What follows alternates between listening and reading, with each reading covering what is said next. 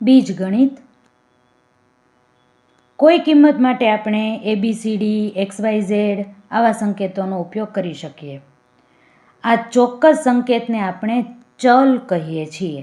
આ એક વસ્તુ યાદ રાખવાની. બીજગણિતમાં સમીકરણની વાત કરીએ આપણે તો સમીકરણ કોને કહેવાય તે જોઈએ. સમીકરણમાં બરાબરની નિશાની હોય, એકાદો XYZ કે ABCD વાળો અક્ષર હોય, પછી આ બાજુ કોઈક સંખ્યા હોય, 0 નથી લખતી 6 લખો, અને આ બાજુ બીજી સંખ્યા હોય, તો આને આપણે સમીકરણ કહીએ છીએ.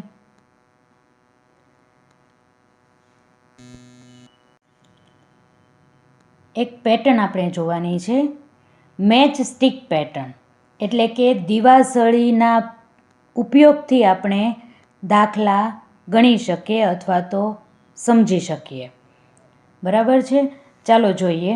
2 દિવાસળી તમે લ્યો તો 2 દિવાસળી વડે તમે L બનાવી શકો. સમીકરણની રચના કેવી રીતે કરવાની તે જોઈએ આપણે.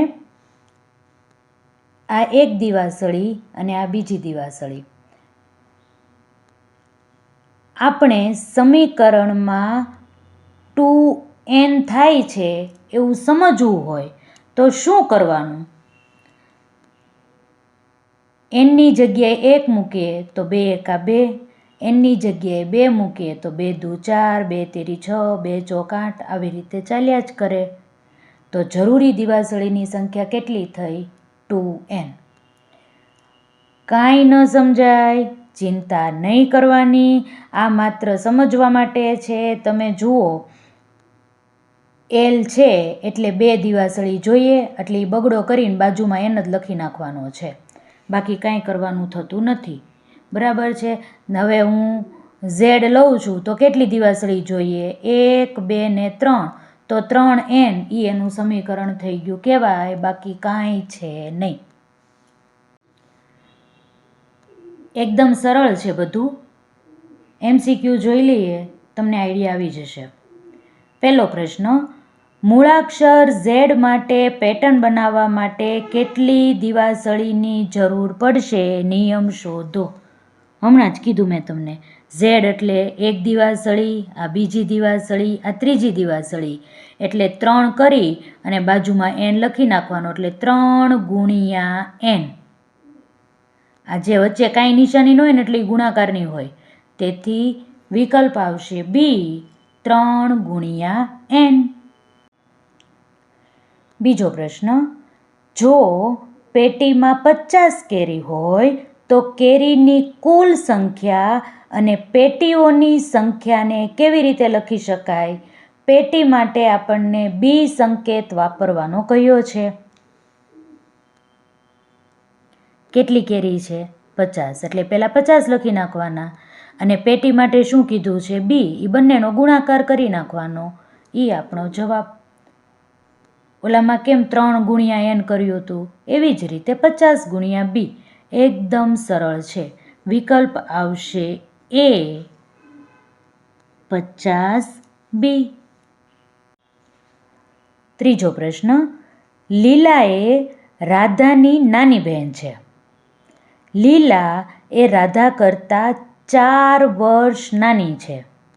રાધાની ઉંમરને આધારે લીલાની ઉંમર તમે લખી શકશો? આવું આપણને પૂછ્યું છે. રાધાની ઉંમર માટે આપણે x ધારવાનો છે. બરાબર છે. હવે લીલા છે એ રાધાની નાની બહેન છે, આવું આપણને કીધું છે. એનો અર્થ એવો કે રાધા મોટી છે અને લીલા છે એ નાની છે. બરાબર છે. તો રાધાની ઉંમર આપણે શોધવાની હોય તો રાધાની ઉંમર માટે આપણે લીલાની ઉંમર શોધવાની હોય તો રાધાની ઉંમર માટે પહેલાં આપણે x લખવો પડે. આપણને એવું કીધું છે, લીલા એ રાધા કરતાં 4 વર્ષ નાની છે. 4 વર્ષ નાની હોય તો બાદબાકી કરવું પડે. તો 4 વર્ષ નાની એટલે x - 4. ફરીથી સમજી લઈએ. લીલા રાધાની નાની બહેન છે, બરાબર છે, એટલે રાધા છે એ મોટી છે, એટલે કે મોટી સંખ્યામાંથી આપણે નાની સંખ્યા જે છે એ બાદ કરવી પડે. લીલા એ રાધા કરતાં 4 વર્ષ નાની છે, એટલે ઓછા 4 કરવા પડે.